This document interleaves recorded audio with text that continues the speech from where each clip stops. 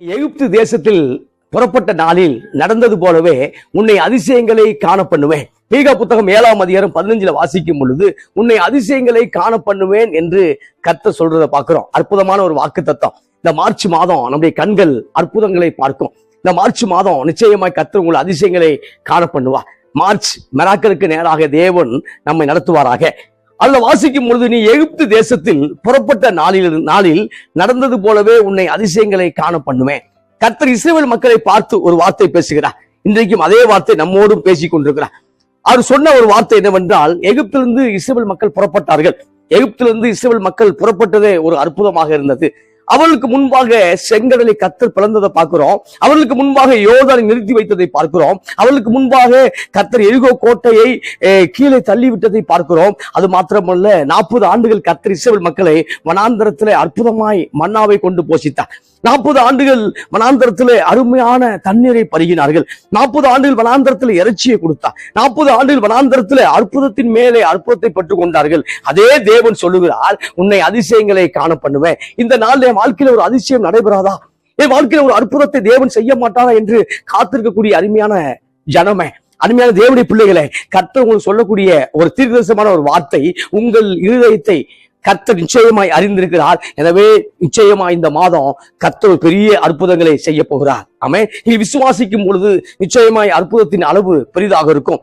தேவன் சொன்ன ஒரு வார்த்தை, நீ எகிப்திலிருந்து புறப்படும் பொழுது ஒரு அற்புதத்தை செய்து கொண்டே வந்தனே. பார்வோனுக்கு முன்பாக 10 விதமான அற்புதம், அது 10 விதமான மாதை என்று சொல்லலாம், 10 விதமான அற்புதங்கள் என்று சொல்லலாம். அப்ப 10 விதமான அற்புதங்களை தேவன் இஸ்ரவேலுக்கு செய்தார், பார்வோனுக்கும் செய்தார். இந்த நாள்ல தேவனாய் கர்த்தர் உங்களுக்கு ஒரு காரியத்தை செய்ய போகிறார். அது எதிரிகளுக்கு ஸ்தோத்திரம் பிரச்சனையாக மாறப்போகிறது, உங்களுக்கு ஆசீர்வாதமாய் மாறப்போகிறது. எனவே உங்கள் கண்கள் அதிசயத்தை காணும் பிரதர், உங்கள் கண்கள் நிச்சயமாய் அதிசயத்தை காணும் சிஸ்டர். எனவே இந்த நாள்ல அதிசயமான காரியத்தை கர்த்தர் செய்ய மாட்டாரா என்று ஒருவேளை சிந்தித்துக் கொண்டிருந்தால், தேவன் உங்களுக்கான ஒரு வார்த்தையை வைத்திருக்கிறார். அவருடைய நாமம் அதிசயமானவர், அவருடைய நாமமே அதிசயமானவர். நிச்சயமாய் வேதத்தில் அநேக அற்புதங்களை பார்க்கிறோம். வேத புத்தகமே அற்புதங்களின் புத்தகமாக அமைகிறது. அப்ப வேத புத்தகத்தில் அநேக அற்புதங்களை கர்த்தர் செய்து கொண்டே இருக்கிறார். அதே தேவன் இன்றைக்கும் உயிரோடு இருக்கிறார், இன்றைக்கும் தம் ஜனங்களை பாதுகாக்கிறார். ஒரு வார்த்தை உங்களோடு, ஒரு சில வசனங்கள் உங்களோடு நான் தியானிக்க விரும்புகிறேன். நாம் இணைந்து தியானிப்போம். லூக்கா புத்தகம் 5ஆம் அதிகாரம் 5 வாசிக்கும் பொழுது, அதற்கு சீமோன், ஐயரே, ராம் முழுதும் நாங்கள் பிரயாசப்பட்டும் ஒன்றும் அகப்படவில்லை, ஆகிலும் உம்முடைய வார்த்தையின்படியே வலையை போடுகிறேன் என்றார். இந்த இடத்துல வாசிக்கும் பொழுது சீமோன் பேதுருவை குறித்து அந்த வசனங்களை வாசிக்கிறோம். சீமோன் பேதுரு இயேசுவை பார்த்து, தேவகுமாரனை கர்த்தரை பார்த்து சொன்ன ஒரு வார்த்தை, நாங்கள் பிரயாசப்பட்டோம் ஆனால் ஒன்றும் அகப்படவில்லை. இந்த இடத்துல வாசிக்கும் பொழுது அவர் மீன் பிடிக்கக்கூடிய காரியத்தை பேசிக் கொண்டிருக்கிறார். பேதுரு ஒரு மீனவராக இருக்கிறபடினால மீன் பிடிக்கக்கூடிய காரியத்தை கொண்டு பேசிக் கொண்டிருக்கிறார். என்னவென்றால், நாங்கள் ராம் முழுவதும் பிரயாசப்பட்டோம். இந்த நாள்ல போன மாதங்கள் பிரயாசப்பட்டிருக்கலாம், போன ஆண்டுகள் பிரயாசப்பட்டிருக்கலாம். உங்களுடைய பிரயாசங்கள் வீணாக ஒரு வேலை போய்கொண்டிருந்தால், இந்த கால வேளையில, இந்த மாதத்துல, மார்ச் மாத துவக்கத்துல தேவன் ஒரு பெரிய அற்புதங்களை செய்ய போகிறார். எனவே உங்கள் பிரயாசத்தை நிச்சயமாய் கனம் பண்ணக்கூடிய தேவன், உங்கள் பிரயாசத்துக்கு நிச்சயமாய் பதிலளிக்கக்கூடிய தேவன். எனவே பேதுருடைய பிரயாசம் வீணாக போகவில்லை. பேதுருடைய பிரயாசத்துக்கு ஒரு பதிலை தந்தார், பேதுருடைய பிரயாசத்தை ஆசீர்வதித்தார். அதே தேவன் இந்த நாள் நம்மை ஆசீர்வதிக்க போதுமானவராக இருக்கிறார். எனவே விசுவாசிக்கிறவர்கள் பதறா, விசுவாசிக்கிறவனுடைய உள்ளத்திலிருந்து ஜீவ தண்ணீருள்ள நதிகள் பாய்ந்து ஓடும். விசுவாசிக்கிறவனுக்கு நிச்சயமாய் அற்புதம் உண்டு என்று தேவன் எடைப்பட்டுக் கொண்டிருக்கிறார். இப்ப வாசிக்கும் பொழுது லூக்கா புத்தகம் 5ஆம் அதிகாரம் 1 வாசிக்கும் பொழுது தேவன் பிரசங்கம் பண்ணி கொண்டிருக்கிறார். திபேரியா கடல், கெனசரேத் கடல், கலிலேயா ஏரி எல்லாம் ஒண்ணுதான். அப்ப பின்பு அவர் கெனசரேத் கடல் அருகே நின்ற போது திரளான ஜனங்கள் தேவ வசனத்தை கேட்கும்படி அவரிடத்துல நெருக்கினார்கள். ஆண்டவர் பிரசங்கம் பண்ணும் பொழுது பண்ண வேண்டும் என்று ஜனங்களை சந்திக்கிறார். சந்திக்கும் பொழுது திரளான மக்கள் தேவனுடைய வார்த்தையை கேட்கும்படியாக அவரை நெருக்கினார்கள். இந்த கால வேளையில தேவனுடைய வார்த்தையை கேட்கும்படியாக வேதத்தை அதிகமாய் தியானிப்போம். தேவனுடைய வார்த்தையை கேட்கும்படியாக தேவனை அதிகமாய் நெருங்குவோம், அவரை நெருக்குவோம். இப்ப இயேசுவை அவர்கள் நெருக்கினார்கள். அப்பொழுது கடற்கரையில நின்ற 2 படகுகளை கண்டார். மீன் பிடிக்கிறவர்கள் அவைகளை விட்டு இறங்கி வலைகளை அலசி கொண்டிருந்தார்கள். அப்ப நைட்டு ஃபிஷ்ஷை கேட்ச் பண்ண போனவன் நைட்டு மீன் பிடிக்க போகிறவர்கள் காலையிலே பார்க்கும் பொழுது அந்த வலைகளை அலசி கொண்டிருப்பார்கள். அந்த வலைகளில பார்க்கும்போது அந்த கடல் பாசி படிஞ்சிருக்கும், வலைகளை தேவையற்ற அழுக்குகள் படிந்திருக்கிறோம், வலைகளை தேவையில்லாத அந்த பிளாஸ்டிக் பொருட்கள்லாம் கலந்திருக்கும். இப்ப வலைகளை அவர் சுத்தம் செய்து காய வைத்த பின்பு மறுநாளில அல்லது மறுநாள் இரவுல அவர்கள் மறுபடியும் பிரயாணப்படுவார்கள். மறுபடியும் கடலுக்குள்ளாக மீன் பிடிக்க செல்வார்கள். இப்பொழுது வலைகளை அலசி கொண்டிருந்தார்கள் என்று பைபிள் சொல்லுது. அப்ப அலசி கொண்டிருந்தார்கள். அப்பொழுது அந்த படகுகளில் ஒன்றில் ஏறினார். அவன் 2 போட் இருக்கு. அது ஒரு போட்ல அந்த போட்ல ஏறுறாரு. அந்த போட் வந்து சீமோனுடைய போட்டா இருந்துச்சு. அந்த படகுக்கு சொந்தக்காரர் யாருன்னா பேதுரு. அப்ப பார்க்கும்பொழுது அந்த சீமோனுடைய பேதுருடையா இருந்தது. அதை கரையிலிருந்து சற்றே தள்ளும்படி அவனை கேட்டுக்கொண்டார். அந்த படகில் உட்கார்ந்து ஜனங்களுக்கு போதகம் பண்ணினார். இங்க பார்க்கும்போது ஜனங்கள் தேவனுடைய வார்த்தையை கேட்கும்படியாக நெருக்கி கொண்டு வந்திருந்தார்கள், தேவனுடைய வசனத்தை கேட்கும்படியாக வந்திருந்தார்கள். அப்ப எல்லாரும் ஒரே அளவு இருப்பாங்க. அப்புறம் இயேசு உயரமான ஒரு மேடை வேண்டும், உயரமான இடம் வேண்டும். அதனால படகை தள்ளிட்டு படகுல உட்கார்ந்து பேச தொடங்குகிறார், உபதேசம் பண்ணி கொண்டிருக்கிறார். மக்கள் கேட்டுக்கொண்டிருக்கிறார்கள். இப்பொழுது பிரசங்கெல்லாம் நிறைவு செய்தாகிவிட்டு பிரசங்கம் முடிந்து விட்டது. ஆனால் அந்த போட்டை கொடுத்த ஒரு மனிதனுக்கு தேவன் நிச்சயமாய் ஒரு அற்புதம் செய்ய வேண்டுமே. அந்த மனிதன் தான் சீமோன். அந்த மனிதன் தான் பிரயாசப்பட்ட மனிதன். அந்த மனிதன் தான் பிரயாசத்துக்கு பலன் இல்லை என்று சிந்தித்துக் கொண்டிருந்த மனிதன். எனவே அந்த மனிதனுடைய சிந்தனை அறிந்து தேவன் அற்புதத்தை செய்ததை பார்க்கிறோம். இந்த நாளில் நம்முடைய சிந்தனை அறிந்தவராக கர்த்தர் நிச்சயமாய் ஒரு அற்புதங்களை செய்வார். எனவே இந்த நாள்ல எந்த விதமான அற்புதம் நடக்கவில்லை என்று சோர்ந்து போயக்கூடிய அருமையான சகோதரா சகோதரிய, தேவன் நிச்சயமாய் இந்த காலை வேளையில இந்த மாதத்தின் துவக்கத்தில் ஒரு அற்புதங்களை செய்ய போகிறார். இந்த மாதத்துல நிச்சயமாய் தேவன் வானத்தின் பலகனையை திறந்து உன்னை ஆசீர்வதிக்க போகிறார். நிச்சயமாய் அவருடைய காத்திருங்கள், அவருடைய பிரசனத்தின் விரும்பியாக இருங்கள். பிரச்சனை விரும்பி அல்ல, பிரசனத்தின் விரும்பியாக மாறும் பொழுது நீங்க அற்புதத்தை பெற்றுக் கொள்ள முடியும். அப்ப அவர் போதகம் பண்ணி முடித்த பின்பு லூக்கா புத்தகம் 5:4 சொல்லும் பொழுது சீமோனை நோக்கி ஆழத்திலே தள்ளி கொண்டு போய் மீன் பிடிக்கும்படி உங்கள் வலைகளை போடுங்கள் என்றார். ஆழத்துக்கு போங்க என்று சொல்றார். ஆழத்துக்கு போங்க. அப்ப அதுக்கு முன்பாக பேதுரு ஆழத்துக்குள்ளாக போனாரா என்று தெரியவில்லை. எனவே இந்த நாள்ல ஆவிக்குரிய ஆழத்துக்குள்ளாக வாருங்கள், நீச்சல் ஆழத்துக்குள்ளாக வாருங்கள். கர்த்தர் எசேக்கியாவை எசேக்கியேலுக்கு ஒரு தரிசனம் கொடுத்தார். எசேக்கியேல் தீர்க்கதரிசிக்கு ஒரு தரிசனம் கொடுத்தார். அவர்கள் நீச்சல் ஆழம் கடக்கக்கூடியாத ஆழத்துக்குள்ளாக அவரை கொண்டு போனதை பார்க்கிறோம். முதலாவது பார்க்கும் பொழுது கணுக்கால் அளவு ஆழத்துக்குள்ளாக, அடுத்து முழங்கால் அளவு ஆழத்துக்குள்ளாக, அடுத்து கடக்க முடியாத ஆழத்துக்குள்ளாக எசேக்கியேலை கொண்டு போகும் பொழுது அந்த ஆசீர்வாதத்துக்குள்ளாக கொண்டு போகும் பொழுது எசேக்கியேலுடைய வாழ்க்கையில ஒரு மாபெரும் தரிசனங்களும் ஆச்சரியமான வசனங்கள் வெளிப்பட்டதை பார்க்கிறோம். இந்த காலை வேளையில தேவனுடைய ஆழத்துக்குள்ளாக வரும்படியே திருச்சபை ஊழியனே, திருச்சபை விசுவாசியே, தேவனுடைய ஆழத்துக்குள்ளாக வரும்படியாக தேவன் விரும்புகிறார். ஆனா நாமோ பிசாசின் ஆழத்துக்குள்ளாக, பிரச்சனையின் ஆழத்துக்குள்ளாக, ஏதோ ஒரு காரியத்தின் ஆழத்துக்குள்ளாக இருந்து கொண்டிருக்கிறோம். ஆனால் கர்த்தர் சொல்லக்கூடிய வார்த்தை தீர்க்கமான வார்த்தை, நீங்கள் தேவனுடைய ஆழத்துக்குள்ளாக வாருங்கள், தேவனுடைய ஆழத்துக்குள்ளாக வாருங்கள். அப்பொழுது நிச்சயமாக தேவன் உங்களை ஆசீர்வதிக்க அவர் போதுமானவராக இருக்கிறார். அப்ப ஆழத்துக்குள் போய் நீங்கள் உங்கள் வலையை போடுங்கள் சொல்லும் பொழுது சீமோன் சொன்ன ஒரு வார்த்தை, அதற்கு சீமோன், ஐயரே, ராம் முழுவதும் நாங்கள் பிரயாசப்பட்டும் ஒன்றும் அகப்படவில்லை. அப்ப சீமோன் மட்டும் பிரயாசப்படவில்லை, ஒரு யூனிட், ஒரு கூட்டணி. அந்த கூட்டணி முழுவதும், அந்த கூட்டாளிகள் முழுவதும் பிரயாசப்பட்டும் பலன் கிடைக்கவில்லை. இந்த கால வேளையில நீங்கள் முழுவதும் குடும்பமாய் பிரயாசப்பட்டும் ஒருவேளை பலன் கிடைக்காம இருக்கலாம். அந்த பலன் பரலோகத்தில் இருக்கு என்று நான் பேச விரும்பவில்லை. பலன் நிச்சயமாய் பூமியிலே கிடைக்க வேண்டும், பலன் நிச்சயமாய் பரலோகத்திலும் கிடைக்க வேண்டும். ஆமா, அப்ப அதுதான் ஆசீர்வாதம். பரலோகத்துல தேவன் உங்களுக்கு பெரிய ஆசீர்வாதத்தை வைத்திருக்கிறார், உண்மைதான், அதுல மாற்று கருத்து இல்லை. ஆனால் பூமிக்குரிய ஆசீர்வாதத்தை நீங்கள் பெற்றுக்கொள்ளும் பொழுதுதான் உண்மையாகவே நீங்கள் வாழ்கின்ற ஒரு அடையாளத்தை விட்டு போகிறீர்கள். அப்ப நீங்கள் ஆசீர்வதிக்கப்படும் பொழுதுதான் ஒரு அடையாளத்தை மக்களுக்கு வைத்து போகிறீர்கள்.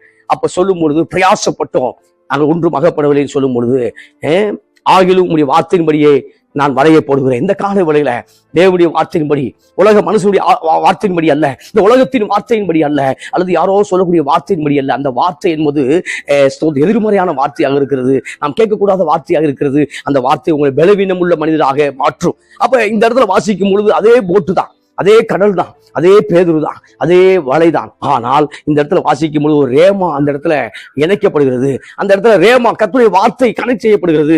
ஆகிலும் உங்களுடைய வார்த்தையின்படியே வலையை போடுகிறேன். இப்ப அந்த வலை எப்பொழுது போட்ட வலை, நேற்று இரவு போட்ட வலை, அந்த தோல்வியை முடிந்தது. இப்பொழுது தேவ சமூகத்திலிருந்து தேவகுமாரன் பேசி அந்த வார்த்தையின்படியாக வலையை போட்டதுனால அந்த வலையில ஒரு வல்லமை இருந்ததை பார்க்கிறோம். இப்போ அந்த அதே கலிய கடல்ல, அதே கனசத்து ஏரியில ஒன்றும் மீன் மீன் அகப்படவில்லை. இப்பொழுது பேதுருடைய வலையில மீன்கள் வந்து விழும்படியாக தேவன் அற்புதங்களை செய்தார். இந்த காலை வேளையில உன் குடும்பத்தில் அற்புதங்கள் நடக்கவில்லை என்று யார் சொன்னது? இனிமேல் நடக்க வாய்ப்பில்லை என்று பிசாசு சொல்லக்கூடிய அந்த எதிர்மறையான வார்த்தைகளை நம்ப வேண்டாம். இந்த நாளை கர்த்தர் உங்கள் வாழ்க்கையில் அற்புதங்களை செய்கிறார். கற்பத்தின் கனியை தருகிறார். பிள்ளையின் காரியத்தை ஆசிர்வதிக்கிறார். திருமண காரியங்களை கைவிடி வர செய்கிறார். பிள்ளைகளுடைய படிப்புகளை ஆசிர்வதிக்கிறார். உங்கள் திருச்சபையின் விரிவாக்கத்தை ஆசிர்வதிக்கிறார். உங்களுடைய ஸ்தோத்திர பிசினஸ் எல்லையை விரிவாக்குகிறார். அங்க பார்க்கும் பொழுது ஆண்டவர் சொல்ல ஒரு வார்த்தை, அந்த பேதுரு தேவனை நம்பி வலையை போட்டதுனால, அப்ப தேவனை நாங்க நம்பலையா பிரதர் அப்படி கேட்க வேண்டாம். தேவனை நம்பலையா பிரதர் அப்படிலாம் இல்ல. நாம் நம்புறோம். இன்னும் அதிகமாய் நம்பும் பொழுது, இன்னும் அதிகமாய் பிரசனத்தை நம்பும் பொழுது, பிரசனத்தை தேடும் பொழுது நிச்சயமாய் பிரச்சனை இல்லாத இடங்களில் நாம் வாழுகிறவளாய மாற முடியும். அப்ப சொல்லும் பொழுது இப்ப வார்த்தையை நம்பி போடுகிறார். இப்ப அந்த இடத்துக்கு அனைத்து மீன்களும் பேதுரு வலையிலே விழும்படியாக கர்த்தர் அற்புதங்களை செய்கிறார். ஒரு அதிசயங்களை பேதுருடைய வாழ்க்கையை செய்கிறார்.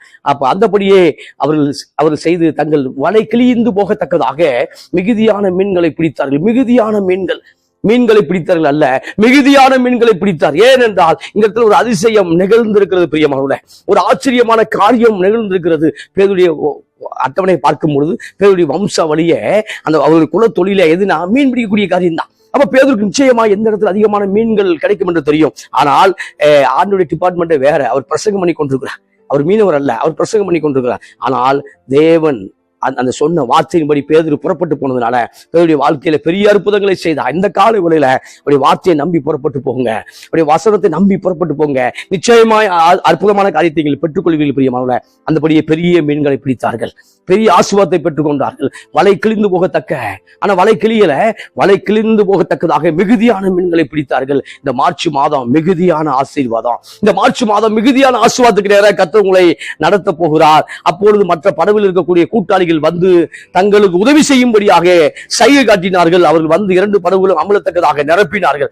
அப்ப ஸ்தோத்திரம் 2 போட்ல போனவங்க இன்னும் அதிகமான ஆட்கள் தேவைப்படுகிறது. ஏன்னா 4 பேர் கண்டிப்பா போயிருப்பாங்க. பேதுரு, அந்திரேயா, யோவான், யாக்கோபு, இந்த 4 பேர்களும் எப்பொழுது இணைந்திருக்கக்கூடியவர்கள். அப்ப 4 பேர்களும் போய் கொண்டிருக்கிறார்கள். இப்பொழுது அற்புதம் நடந்து கொண்டிருக்கிறது. அற்புதத்தை பிடிக்கக்கூடிய கெப்பாசிட்டி கையில இல்ல. இந்த நாள்ல அற்புதம் நீங்கள் கிரகித்து கொள்ள முடியாத அளவுக்கு நிச்சயம் தேவன் அற்புதத்தை செய்ய போகிறார். ஆமென். எனவே நீங்கள் எதிர்பார்க்கக்கூடிய அளவுக்கு இந்த காலத்துக்கு நான் ஜெபிக்கவே இல்லை, ஆனால் மிகப்பெரிய அற்புதத்தை பெற்றுக்கொண்டேன் என்று சொல்லத்தக்கதாக மிகப்பெரிய அற்புதத்தை இந்த மாதம் பெற்றுக்கொள்ள போகிறீர்கள். ஆமென். விசுவாசிக்கிறவர்கள் ஆமென் சொல்லாமே. ஆமென். அங்க பார்க்கும் பொழுது இப்ப 2 படமும் அமலத்தக்கதாக ஸ்தோத்திரம் ஒர்க்கர்ஸ் பஞ்சாயத்து ஒன்றாயிடுச்சு. இப்ப மற்றவர்களை கூப்பிட்டு சைகை காட்டி உதவி செய்யும்படியாக கூப்பிட்டதை பார்க்கிறோம். அதுல வாசிக்க விரும்புகிற சீமோன் பேதுரு அதை கண்டு இயேசுவின் பாதத்துல விழுந்து, நான் பாவியான மனுஷன், நீர் என்னை விட்டு போக வேண்டும் என்று என்றான். அவர்கள் திரளான மீன்களை பிடித்தது நிமித்தம் அவனுக்கும் அவனோடு கூட இருந்த யாவருக்கும் பிரமிப்புண்டாக படினாலே அப்படி சொன்னான். ஆண்டவரே, நான் பாவியான மனுஷன், நீர் என்னை விட்டு போக வேண்டும் என்று சொன்னான். இந்த நாள்ல நீங்கள் அப்படி சொல்லிக் கொண்டிருக்கிறீங்களா? உன் ஜெபத்துக்கு பதில் வரவில்லை என்பதனால சொல்லிக் கொண்டிருக்கிறீங்க. ஆண்டவரே, நான் பாவியான மனுஷனால தான் என்னுடைய ஜெபம் கேட்கப்படவில்லை என்று ஒருவேளை சிந்தித்துக் கொண்டிருக்கிற அருமையான சகோதரனா? இல்ல, நாம் ஆண்டவர் பாவியான மனுஷனை நேசிக்கிறார், பாவத்தை நேசிக்கவில்லை. பாவியான மனுஷனை நேசிக்கிறார், பாவத்தை நேசிக்கவில்லை. புரிந்து கொள்ள வேண்டும். இந்த இடத்துல வாசிக்கும் பொழுது பேதுரு பாவியாக இருக்கும் பொழுது ஒரு மிகப்பெரிய அற்புதங்கள் நடைபெற்றது. பேதுரு பாவத்தில் இருக்கும் பொழுது ஒரு மிகப்பெரிய அற்புதத்தை தேவன் செய்தார். பேதுரு அற்புதத்தை கேட்கவில்லை, கேட்காமல் ஒரு அற்புதத்தை கர்த்தர் செய்தார். இப்போ பேதுரு சொல்றார், என்னை விட்டு நீங்க போயிருங்க ஆண்டவரே. ஆமா, அற்புதம் நடக்கும் பொழுது நம்ம சில நேரம் அப்படி பதறி பேசிடுறோம். இன்ப அதிர்ச்சி நடக்கும் பொழுது மனம் பதறி பேசுகிறோம். இல்ல, துன்ப அதிர்ச்சியிலும் இன்ப அதிர்ச்சியிலும் நம்ம இன்னும் ஆண்டவரோடு கிட்டி சேர வேண்டும் என்று விரும்புகிறார். அப்ப சொல்லும் பொழுது பாவியான மனுஷன் என்னை விட்டு போக வேண்டும் என்று சொல்லுகிறதை பார்க்கிறோம். ஆனா அப்படி சொல்லக்கூடாது. ஆண்டவரை, நீங்க இருக்கும் போது டெய்லி ஒரு அற்புதத்தை பெற்றுக்கொள்ள முடியும். இஸ்ரவேல் மக்கள் வனாந்திரத்துல டெய்லி டே பை டே மிராக்கிள்குள்ளாகவே அற்புதங்கள் நடுவிலே வாழ்ந்தார்கள். சூப்பர்ல, அற்புதங்களின் நடுவிலே வாழ்ந்தார்கள், அற்புதத்தின் மையத்திலே வாழ்ந்தார்கள். இந்த கால வேளையில கிறிஸ்துவுக்கு மிகவும் பிரியமான அன்பு தேவனுடைய பிள்ளைகளே, நீங்கள் அற்புதத்தின் மையத்தில் வாழ அழைக்கப்பட்டிருக்கிறீங்க. அற்புதத்தின் மையத்திலாக வாழ அழைக்கப்பட்டிருக்கீங்க. அப்ப தேவன் எல்லாவற்றையும் உண்டாகும் என்று சொல்லி அவரை உருவாக்கினார். அதே தேவன் இந்த நாள்ல உங்க வாழ்க்கையில எதெல்லாம் இல்லையோ, அது எதெல்லாம் வேண்டும் என்று விரும்புகிறோம், அது நிச்சயமாய் உண்டாகுவதாக, அது அதிசயம் நடப்பதாக. ஆமென். அவ பேதுரு வாழ்க்கையில பார்க்கும்போது, ஆண்டவரே, நீ போனா நல்லா இருக்கும்டா. ஏன்னா பிரமிப்பு உண்டாயிருச்சு, ஒரு இன்ப அதிர்ச்சி உண்டாயிருச்சு. அதுக்கப்புறம் நான் பாவி என்கிற ஒரு குற்ற உணர்வு உண்டாயிருச்சு. இல்ல, தேவன் நம்முடைய பாவத்தை மன்னித்து விட்டார். மன்னித்த உடனே தான் அற்புதங்கள் நிகழ ஆரம்பிக்கிறது. பிரியமானவர்களே, எனவே இந்த நாள்ல பேதுரு போக சொல்லுகிறார். ஆனால் ஆண்டவர் பேதுருடைய வாழ்க்கையில குறுக்கிட்டது காரணமே அவனை மீனவனாக மாற்ற வேண்டும், ஒரு திறமையான மீனவனாக மாற்ற வேண்டும் என்பது அல்ல. அவருடைய வாழ்க்கையில தேவன் வந்த நோக்கமே மனுஷரை பிடிக்கிறவனாக மாற்ற வேண்டும் என்ற நோக்கமாக இருந்தது பிரியமானவர்களே. எனவே மனுஷரை பிடிக்கிறவனாக மாற்றுவேன். எனவே சொல்லும் அதில் வாசிக்கிறேன், அவர்கள் 5:10 சீமோனு கூட்டாளியான செபதி குமாரன் யாக்கோபும் யோவான் வந்தபடி பிரமித்தார்கள். அப்போ இயேசு சீமோனை நோக்கி, பயப்படாதே, இது முதல் நீ மனுஷரை பிடிக்கிறவனாய் இருப்பாய் என்றார். அவர்கள் படகுகளை கரையில கொண்டு போய் நிறுத்தி எல்லாவற்றையும் விட்டு அவருக்கு பின் சென்றார்கள். அப்ப இயேசு சொல்லும் பொழுது, இது முதல் நீ மனுஷரை பிடிக்கிறவனாய் மாறுவாய் என்று சொல்லும் பொழுது, அந்த மீனெல்லாம் ஒரு ரேட்டு போட்டு வித்துட்டு வரல, அது 2 படகை ஒரு ரேட்டு போட்டு வித்துட்டு வரல. எல்லாரும் இதை பார்த்துக்கங்க, பார்த்துட்டு பின்னாடி பைசா கொடுக்குன்னு சொல்லிட்டு வரல. கரையில நிறுத்தி விட்டு இயேசுவை ஃபாலோ பண்ணதை பார்க்கிறோம். உலகத்தை விட்டு விட்டு மறுபடியும் ஸ்தோத்திர குடும்பத்தை விட்டு விட்டு ஸ்தோத்திர இயேசுவை தேடி வந்ததை பார்க்கிறோம். அதுக்கப்புறம் குடும்பத்தை கர்த்தர் ஆசீர்வதிக்கிறார். ஆமா, அதுக்கப்புறம் நடத்துறார். இந்த இடத்துல பார்க்கும் பொழுது ஒரு கேள்விக்குறி என்னன்னா, இயேசுவின் வார்த்தையின் படியாக வலையை போட்டார், ஒரு அற்புதங்களை பெற்றுக்கொண்டார். ஆனால் பிதாவின் நோக்கம் என்ன? பேதுரு ஒரு பிரதான அப்போஸ்தலனாய் மாற வேண்டும். பிதாவின் நோக்கம் என்ன? பேதுரு ஒரு நல்ல சீசனாக இயேசுவுக்கு இருக்க வேண்டும். பிதாவின் நோக்கம் என்ன? ஆட்டுக்குட்டியை, கிறிஸ்துவின் மந்தையை, கிறிஸ்துவுக்கு அப்புறம் பிரதான அப்போஸ்தலனாக இருந்து பேதுரு மேய்க்க வேண்டும். அதான் தேவனுடைய சித்தம். அதான் மனுஷரை பிடிக்கிறவராக மாற்றுவேன் என்று சொன்னார். ஆனால் இங்க பார்க்கும்பொழுது, அப்ப பேதுருடைய வாழ்க்கையில பார்க்கும்பொழுது, பேதுரு வலையை அலசி கொண்டிருக்கிறார். அப்ப கற்பனையில வைத்துக் கொள்வோம், அலசி கொண்டிருக்கும் பொழுது, தம்பி, நீ ஊழியத்துக்கு வர வேண்டும், நீ தேவனுக்கு என்று வர வேண்டும், மீன் பிடிக்கிற இதை விட்டுட்டு பின்னாடி வான்னு சொல்லியிருக்கலாம். ஆனால் வான் சொல்லியிருந்தா பேதுரு வந்திருப்பாரு, மாட்டேன்னு சொல்லியிருக்க மாட்டார். வந்திருந்தாலும் எத்தனையோ முறை பின்மாற்றமாய் போயிருந்திருப்பார், எத்தனையோ முறை கிறிஸ்து விட்டு போயிருப்பார். எனவே அந்த இடத்துல ஒரு அற்புதத்தை செய்து விட்டு, தன்னால் அற்புதங்களை செய்ய முடியும் என்று நிரூபித்து விட்டு மறுபடியுமாய் தேவன் அழைக்கிறதை பார்க்கிறோம். அதுதான் அந்த இடத்துல ஒரு பெரிய அற்புதம். எம்டியான லைஃப், எம்டி டு ஓவர்ஃபுல். ஆமா, காலியான பாத்திரம் இப்ப பார்க்கும்போது நிரம்பி வழியக்கூடிய பாத்திரம். ஆமா, வெறுமையான பாத்திரம் ஆசீர்வதிக்கப்பட்ட பாத்திரம். இங்க பார்க்கும்போது வெறுமையான ஒரு வாழ்க்கை. பேதுருடைய வாழ்க்கையில பார்க்கும்போது ஒரு வெறுமை இருந்தது. இப்ப வெறுமையா இருக்கா? நீ ஊழியத்துக்கு வான்னு கூப்பிடல, நீ என்னை பின்பற்றிவான்னு கூப்பிடல. வெறுமையான காரியத்தை ஆசீர்வதித்து விட்டு, வெறுமையான காரியத்தை அதுக்கப்புறம் திறமையான மீன் பிடிக்கிறவனாக பேதுருவை மாற்றி விட்டு மறுபடியும் மனுஷரை பிடிக்கிறவனாக மாற்றுகிறதை பார்க்கிறோம். எனவே இந்த காலை வேளையில ஸ்தோத்திர பேதுரு வாழ்க்கைக்குள்ள இயேசு உள்ள வந்தது ஒரு பெரிய பிரதான சித்தங்க. இயேசு பேதுரு வாழ்க்கையில வந்தது பெரிய சித்தம், தேவனுடைய சித்தம். அந்த தேவ சித்தம் பேதுருவை வெறுமையாவே கூட்டிட்டு வரல, பேதுருவை ஆசீர்வதித்த பிறகுதான் கூட்டிட்டு வரதை பார்க்கிறோம்.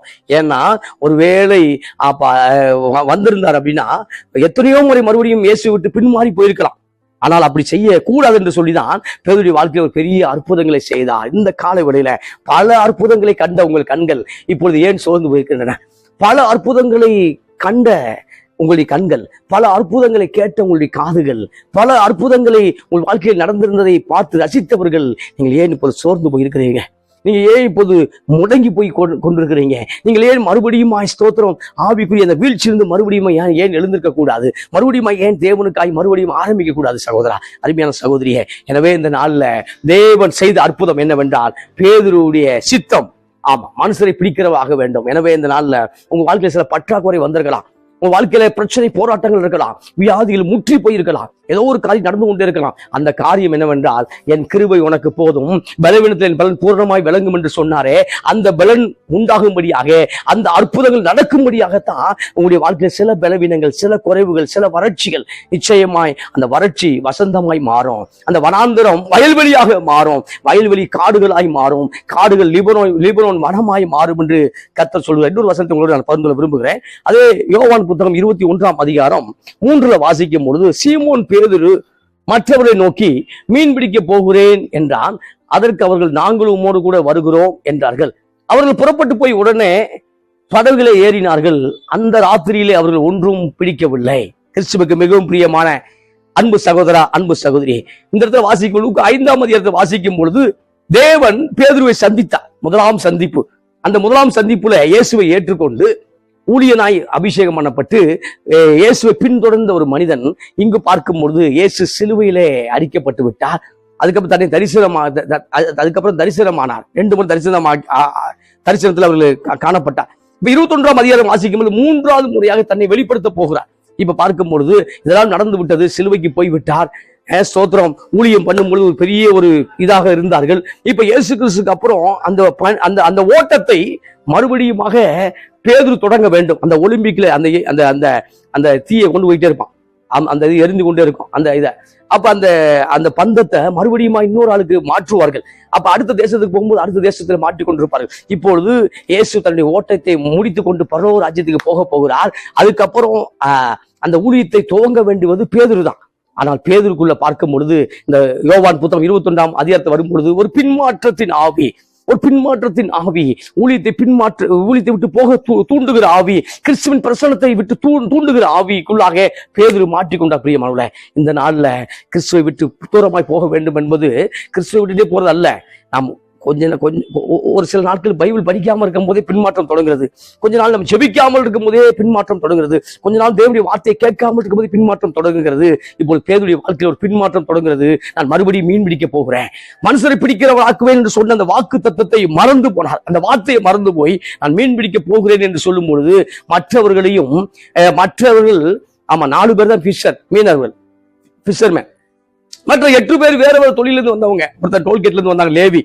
அப்ப மத்த இடம் வேற வேற எல்லா டிபார்ட்மெண்ட்லயும் வந்தவங்க. அந்த 8 பேரையும் மறுபடியும் அவன் ஒரு பெரிய பின்மாற்றத்துக்குள்ளாக ஒரு அப்போஸ்தலனை கொண்டு போனதை பார்க்கிறோம். அப்ப நாங்களும் உம்மோடு வருகிறோம் என்று சொல்வதை பார்க்கிறோம். எனவே அந்த ராத்திரியில அப்பொழுதும் ஒன்றும் பிடிக்கவில்லை. ஆமா, ஏனென்றால் பேதுரு மேல உள்ள ஒரு விஷயம் இருந்துச்சு. அந்த விஷயம் நிறைவேறணும் அப்படின்னா இங்க மீன் கிடைச்சிருச்சுன்னா மறுபடியும் செட்டில்மெண்ட் ஆயிடுவாங்க, ஊழியத்துக்கு வரமாட்டாங்க, கர்த்தருடைய வார்த்தையை கேட்க மாட்டாங்க. அதாவது சில அற்புதங்கள் நமக்கு தாமதம் நடக்குது. பிரியமானவர்களே, உடனே அற்புதம் நடந்துருச்சு அப்படின்னா நமக்கு ஒரே சந்தோஷம் இருந்திருக்கும். ஆனா கடவுளை விட்டு தூரமா போயிருப்போம். அப்ப கடவுளை விட்டு நீயும் நானும் தூரமா போகக்கூடாதுங்கிறதுக்காகத்தான் சில நேரம் ஆண்டவருடைய டயம் மெல்ல போகிற மாதிரி தெரியுது. சில நேரம் ஆண்டவருடைய அற்புதங்கள் தாமதிக்கிற மாதிரி தெரியுது. ஆனாலும் நிச்சயமாய் அதிசயங்கள் அற்புதம் நடந்தே தீரும், அதுல மாற்றுக்கிறது இல்லை. நீங்க சொல்லும் போது அந்த ராத்திரியில அவர்கள் ஒன்றும் பிடிக்கவில்லை. விடிய காலமான போது இயேசு கரையில் நின்றார். அவர்கள் இயேசு என்று சீசர்கள் அறியாது இருந்தார்கள். அப்ப இயேசு சீசர்கள் அறியவில்லை, கண்கள் மறைக்கப்பட்டது. அவன் பிரசன்னத்தை விட்டு வெளியே போயிட்டான். பரிசுத்தத்தை வெளியே போயிட்டான். நாம பாவம் செய்யும் பொழுது பிரசன்னத்தை விட்டு வெளியே போகிறோம். பாவம் செய்யும் பொழுது பிரசன்னம் நம்ம விட்டு போகிறது. பிரசன்னம் போகும் பொழுதே நாம் கிறிஸ்துவின் வல்லமை வார்த்தையில் ரேமா நமக்கு கிடைக்கிறது இல்லை. இங்கு பார்க்கும் பொழுது இயேசு நின்றார். இயேசுவை நோக்கி, பிள்ளைகளை புசிக்கிறதுக்கு ஏதாயிலும் உங்களிடத்துல உண்டா என்றார். அதற்கு அவர்கள் ஒன்றுமில்லை என்றார்கள். அப்பொழுது அவர், நீங்கள் படவுக்கு வலதுபுறமாய் வலையை போடுங்கள் என்றார். அப்படியே அவர்கள் போட்டு திரளான மீன்கள் அகப்பட்டதினாலே அதை இழுக்க மாட்டாது இருந்தார்கள். முதல்ல சொல்லும் பொழுது ஆழத்திலே கொண்டு போய் போடுங்கள் என்று சொன்னார். இங்கு பார்க்கும்போது படகின் வலதுபுறமாய் வலையை போடுங்கள் என்றார். அப்ப நடுக்கடல்ல போன பிறகு வலையை இடது பக்கம் போட்டா என்ன, வலது பக்கம் போட்டா என்ன? இல்ல. இப்ப வலது பக்கம் போய் போடும் பொழுது ஏனென்றால் இவர் இங்கிருந்து அதை கண்டுபிடிக்க, நீரோட்டத்தை கண்டுபிடிக்கிறார். அப்ப அந்த உள்ளுக்குள்ள அந்த கடல் ஓடிக்கொண்டுதான் இருக்கும். அப்ப நம்ம கடலை பார்க்கும்போது, வெளியில இருந்து பார்க்கும்போது கடல் அப்படியே இருக்கிற மாதிரி தெரியும். ஆனா கடல் இங்கிட்டு போயிட்டு மூவ் ஆகிட்டே தான் இருக்கு. அப்ப நீரோட்டம், அந்த கரண்ட் அப்படிமா, அந்த நீரோட்டம் எங்க இருக்கு அப்படின்னா வலதுபுறத்துல இருந்து போயிட்டே இருக்கு. எனவே வலையை வலது பக்கம் போடுங்கன்னு சொன்ன உடனே திரளான மீன்களை பிடித்தார்கள். இப்பொழுது வலை கிளியல, 153 பெரிய மீன்கள் கிடைத்தது. வலை கிளியல, ஸ்தோத்திரம், இழுக்க முடியல. பிரைஸ்லா, இழுக்க முடியாத அளவுக்கு ஆசீர்வாதம். இந்த காலை வேளையில என்ன முடியாத அற்புதங்கள் நடக்க போகுது இந்த மாதம், எழுதி வைத்துக் கொள்ளுங்கள். என்ன முடியாத அதிசயங்கள் நடக்க போகுது உங்க வாழ்க்கையில. நீங்கள் விசுவாசித்து விசுவாசித்து ஆமென் சொல்லும்போது அப்படியே ஆகும் பிரியமானவர்களே. எனவே வலையை இழுக்க முடியல. 153 பெரிய இயேசுவுக்கு அன்பான சீசன் சொல்றாரு. இவர் கர்த்தர் சொல்லும் பொழுது பேதுரு வஸ்திரம் இல்லாதவனா இருந்தபடினால கடலுக்குள் குதித்தான் போட்டிருக்கு. வஸ்திரம் இல்லைங்கிறது இந்த இடத்துல அங்கி போடாத காரியத்தை பிடிக்குது. உள்ளாடை அணிந்திருந்தார், அங்கேயே போடல. இப்ப பார்க்கும்போது வஸ்திரம் இல்லைன்னு சொல்லி கடல்ல குதித்ததை பார்க்கிறோம். குதிச்ச பிறகு இவர்கள் அந்த 153 பெரிய மீன்களை இழுத்து கொண்டு வர்றாங்க. கடல்ல இருந்து கீழே கரைக்கு இழுத்து கொண்டு வருகிறார்கள். ஒரு பெரிய அற்புதங்கள் அந்த இடத்துல நடந்ததை பார்க்கிறோம். அப்ப ஏற்கனவே தேவன் அந்த இடத்துல அவர்களுக்கு புசிக்கிறதுக்கு ஏதாயும் உண்டா என்று கேட்டால் அவர்கள் ஒன்றும் இல்லை என்று சொன்னார்கள்.